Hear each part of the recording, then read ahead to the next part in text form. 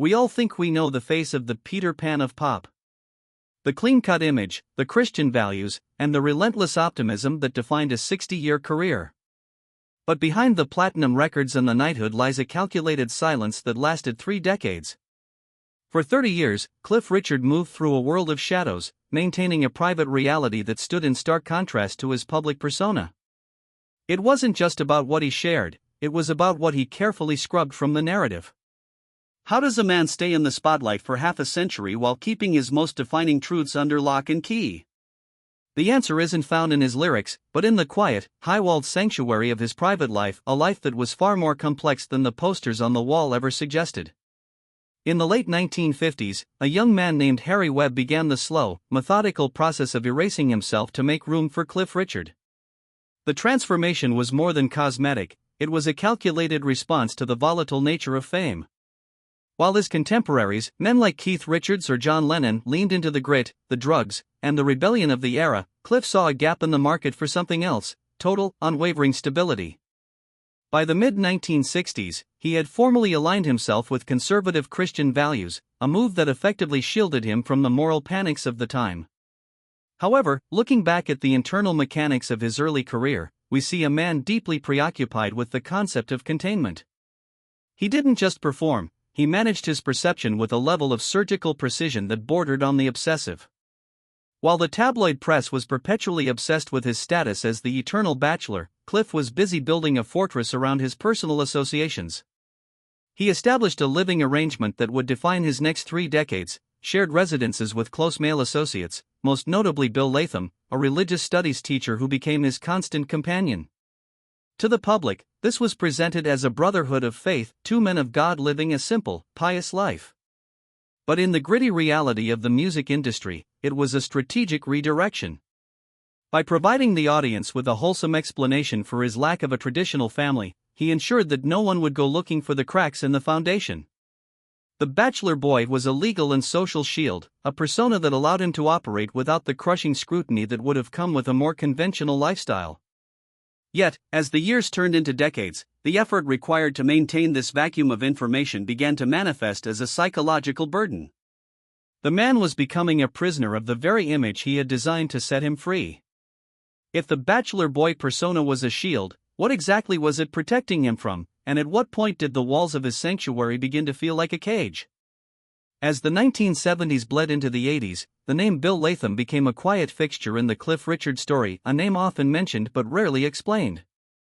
Their partnership was the invisible backbone of Cliff's private existence. They lived together, shared travel itineraries, and co-managed Cliff's extensive charitable interests. In the eyes of a media landscape that was still relatively deferential, they were simply devout companions. But the intrigue lies in the intentional ambiguity of their bond. Cliff's entire commercial viability rested on a specific demographic: women who saw him as the ideal man, a safe, attainable figure of romantic perfection. Any deviation from that script, any hint of a life that didn't involve the eventual search for a Mrs. Richard, would have been professional suicide in that era. This necessitated the double life. By day, Cliff was the pop star performing for thousands, radiating an aura of accessible innocence. By night, he retreated into a domestic setup that was never acknowledged by his public relations team. Those in his inner circle began to notice a shift. The pop star was becoming increasingly cynical toward a press he viewed as predatory. He became a master of the non-answer, using his faith not just as a spiritual guide, but as a conversational pivot to shut down personal inquiries. The grit of this period is found in the psychological friction of silence. To live a life that cannot be named, even if that life is mundane and peaceful, requires a constant state of high alert. Every interview was a minefield, every public appearance was a performance of a performance. Cliff wasn't just hiding a partner, he was hiding the very fact that he had a private self at all. The silent partner arrangement worked for 30 years, but it created a man who existed in a state of permanent defensive crouch, waiting for the world to catch up to a reality he wasn't allowed to share. As the 1990s approached and the tabloid culture became more aggressive, the world began to demand more transparency. How much longer could the silent partner arrangement survive in an age of digital exposure? Isolation is often the tax one pays for a secret, and by the 1990s, Cliff Richard was paying a premium. He moved into increasingly secluded properties, eventually settling into a sprawling estate in Sunningdale. Here, the double life transitioned from a social strategy to a physical reality. The property was a fortress, shielded by high-tech security systems and a staff bound by strict confidentiality agreements. While the gates would occasionally open for the elite, including members of the royal family, the inner sanctum remained a mystery even to many of his peers. The psychological profile of this period reveals a man who had become obsessed with the concept of the perimeter. He felt persecuted by a public that, in his mind, no longer respected the boundaries he had spent a lifetime drawing. The gritty truth of his perfect life was a profound lack of freedom. While his fans saw a man who had everything, the reality was a man who couldn't walk into a local shop without the fear of a camera lens or an intrusive question about his real life. He was a man out of step with time, clinging to the 1950s ideals of privacy in a world that was rapidly moving toward total exposure. Visitors to the estate often described the atmosphere as polite but guarded. Every conversation felt filtered through a legal and professional lens. This wasn't just the behavior of a wealthy celebrity, it was the behavior of someone who felt they were being hunted. The tension between his public light, the gospel music and the charitable works, and his private shadow was reaching a critical mass. He had built a life of total control, but control is a fragile thing. When you spend 30 years ensuring that no one sees behind the curtain, you become terrified of the day the curtain finally rips. What happens when the fortress you've spent a lifetime building is breached not by a secret, but by a fleet of news helicopters broadcasting to the entire world? The breaking point arrived in August 2014. In a move that shocked the nation, the South Yorkshire police raided Cliff Richard's home as part of an investigation into historical allegations. The BBC was there, filming the entire event from helicopters, broadcasting the violation of his sanctuary in high definition. In that moment, the 30-year double life was forcibly ended. But the revelation wasn't what people expected.